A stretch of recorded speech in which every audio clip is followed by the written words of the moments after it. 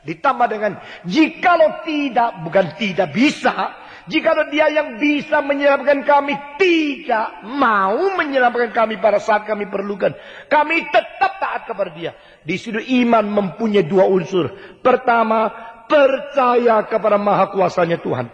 Kedua, takluk kepada maha daulatnya Tuhan. Itu baru iman.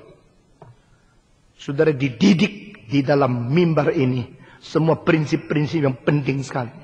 Jikalau aku percaya Tuhan bisa, Tuhan maha kuasa, Tuhan bisa kalahkan segala sesuatu. Percaya kepada maha kuasa Tuhan. Tanpa disambung dengan mau takluk ke bawah kedaulatan Tuhan. Itu iman belum lengkap. Nah itulah apa yang terjadi pada gereja-gereja sekarang.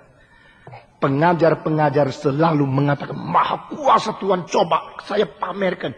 Dia menyembuhkan, dia memberi berkat, dia memberikan banyak kekayaan. Apalagi kalau engkau beri perpuluhan dan dikasih lebih banyak lagi. Akibatnya orang memberi perpuluhan itu hanya memancing Tuhan kasih lebih banyak. Saudara-saudara, bagaimana kalau terbalik? Kadang-kadang Tuhan memberi kelancaran, kadang-kadang Tuhan memberikan kekurangan, memberikan kemungkinan engkau miskin, kesulitan. Bagaimana? Berapa tahun yang lalu pada waktu uang likuiditas begitu gampang meminjam uang. Kiranya Tuhan memberkati, jadi orang Kristen semua kaya. Sekarang sudah mulai rusak, mulai miskin, mulai kesulitan. Bagaimana? Penanggung jawab di mana? Khotbah-khotbah yang tidak bertanggung jawab bagaimana? Mereka telah menipu bagi banyak orang. Saudara-saudara, dunia ini penuh dengan penipuan-penipuan. Di dalam dunia perdagangan banyak penipuan. Di dalam gereja pun banyak khotbah yang tidak bertanggung jawab, yang bersifat penipuan. Zaman ini perlu kembali kepada prinsip Alkitab. Yang disebut berkat. Di dalam konsep wahyu perjanjian lama dan ditangkap oleh orang Yahudi, selalu munculnya dengan dikaitkan dengan panjang umur, harta benda banyak, anak-anak banyak, dan mempunyai kelancaran dan kemampuan materi. Tetapi di dalam perjanjian baru bukan demikian. Kata dari Yesus Kristus, satu kalimat yang merombak seluruh konsep itu adalah kata yang bersifat revolusionary. Di dalam kristologi yang saya mengajar, saya selalu memberikan satu hal supaya mereka memikirkan satu fase yang meluaskan pikiran mereka, yaitu what are the revolutionary words of Jesus Christ in his teaching. Apakah yang menjadi perkataan-perkataan yang bersifat revolusi di dalam pikiran Yesus Kristus? Pikiran Yesus bukan hasil pikiran rasio manusia. Pikiran Yesus ada kebenaran yang masuk ke dalam dunia logika untuk memberi kepada kita pengkoreksian terhadap rasio manusia.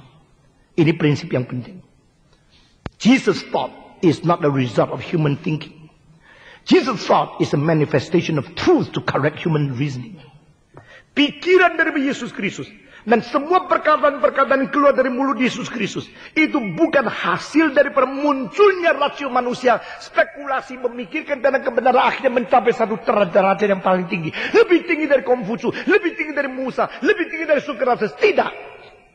Saudara-saudara harus mengatakan semua kalimat ini adalah susah payahnya di dalam pergumulan pribadi saya, sehingga akhirnya saya menemukan hal-hal demikian.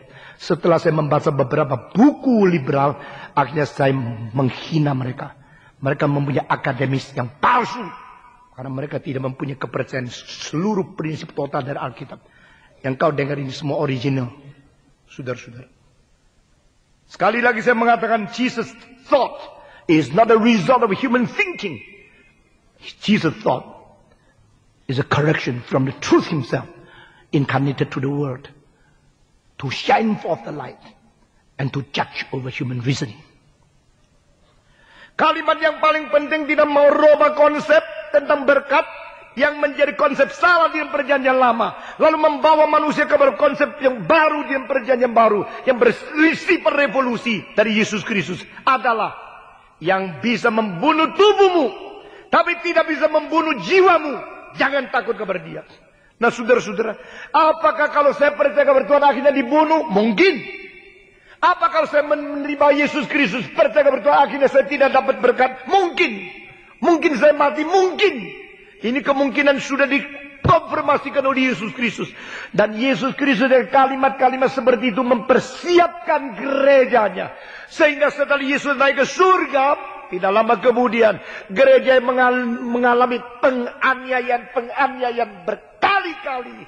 10 kali penganiayaan yang paling besar selama 200 tahun lebih di dalam gereja masa permulaan. Saudara-saudara, yang menganiaya mereka termasuk orang seperti Nero, Vespasian, orang-orang seperti Diocletian, seperti juga raja-raja yang lain, Marcus, Aurelius dan sebagainya. Mereka menghina, mengumpat, memfitnah, membuat segala macam alasan sehingga orang Kristen dibunuh secara tidak ada yang bisa melawan. Sehingga ada orang-orang netral seperti Athenagoras, seperti Justin Martyr. Orang-orang yang berada di abad permulaan itu, mereka bukan orang Kristen, mereka orang biasa melihat, loh kok begini? Katanya kerajaan Roma mempentingkan keadilan, tapi orang Kristen diperlakukan tidak adil. Katanya di dalam keadaan Romawi 4 hal yang paling penting, salah satu adalah keadilan, righteousness. Tetapi justru di kayu suni, istilah yang paling penting dipakai di pengadilan tidak pernah dilakukan kepada Kristen. Maka mereka menulis surat. Athenagoras menulis surat kepada Marcus Aurelius, mengatakan yang kau dengar tentang segala hal yang jelek dari orang Kristen itu tidak benar. Saya menyelidiki sendiri, mereka difitnah, mereka tidak benar, mereka tidak seharusnya dianiaya seperti demikian. Mereka seharusnya dihargai sebagai umat manusia, sebagai sesama manusia. Apakah Dr. Paul Tahalele di sini? Ada tidak? Nah, silakan berdiri sebentar. Beliau sudah bersaksi 2 minggu yang lalu di sini. Kemarin waktu saya makan bersama beliau, dia mengatakan satu kalimat lagi. Waktu dia dipanggil oleh Bakin, ditanya, kenapa suratnya ke presiden ditembus ke sini sana? Jawabnya sama seperti apa yang saya katakan. Karena laporan dari bawahan itu selalu bohong dan tidak cocok. Sehingga kami harus mempaparkan yang sesungguhnya kepada presiden. Supaya dari atasan mengetahui apa yang terjadi pada orang Kristen. Begitu kan? Saudara-saudara. Ini sama seperti orang Athenagoras. Seperti Justin Martyr. Paul Tahalele bukan pendeta. Justru laporan kadang-kadang kurang cocok. Dia sudah membuktikan hal itu. Saudara-saudara. Nah ini orang netral. Dia bukan pemerintah. Dia juga bukan orang pendeta. Gereja bukan gereja dia yang dibakar. Tapi dia ada seorang netral yang melihat. Lalu menulis sesuatu kepada raja. Sama seperti Justin Martyr. Sama seperti Athenagoras. Saudara-saudara. Mereka mau memberi sesuatu gambaran yang setia kepada aslinya. Supaya dipertimbangkan dengan jujur oleh pemimpin-pemimpin. Yang sebenarnya bagi orang Kristen hanyalah hamba-hamba Allah saja. Kalau pemimpin-pemimpin dia beres. Gampang untuk Allah mengganti raja. Mengganti presiden. Dan mengganti pembesar-pembesar yang lain. Saudara-saudara sekalian. Di sini kita melihat pada waktu orang Kristen mendapatkan penganiayaan yang luar biasa keji dan luar biasa ganasnya. Mereka tetap memuji Tuhan. Dan iman mereka tidak tergoncang. Saudara-saudara. Iman tidak cukup hanya percaya Allah Maha Kuasa. Allah bisa menyembuhkan, Allah bisa melepaskan, Allah bisa berselesaikan segala sesuatu. Termasuk kalau saya tidak belajar ujian nanti Allah bisa kasih saya lulus.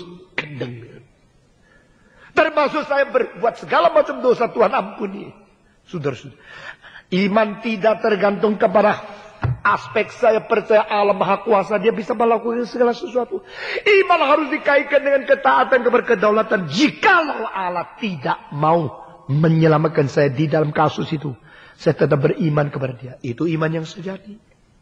Saudara-saudara sekalian,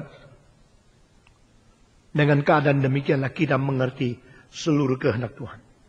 Terpujilah Allah dan Bapa Tuhan kita Yesus Kristus, yang dalam Kristus telah mengaruniakan kepada kita segala berkat rohani. Dari sini Paulus sama sekali tidak lagi menyinggung berkat konsep perjanjian lama. Paulus tidak lagi berada dalam kategori apa artinya berkat seperti orang Yahudi. Di sini Paulus langsung mengatakan berkat. Lalu ditanya berkat apa? Berkat rohani. Berkat rohani itu berkat apa? Berkat yang tidak real. Berkat yang tidak konkret. Berkat yang tidak praktis. Saudara-saudara. Orang dangkal selalu menginterpretasi yang disebut praktis. Dengan hal-hal yang dia lihat dengan mata yang dangkal penglihatannya. Saudara-saudara. Bagi orang reform yang disebut praktis harus dimengerti sebagai anugerah seluruhnya perjanjian Allah yang bisa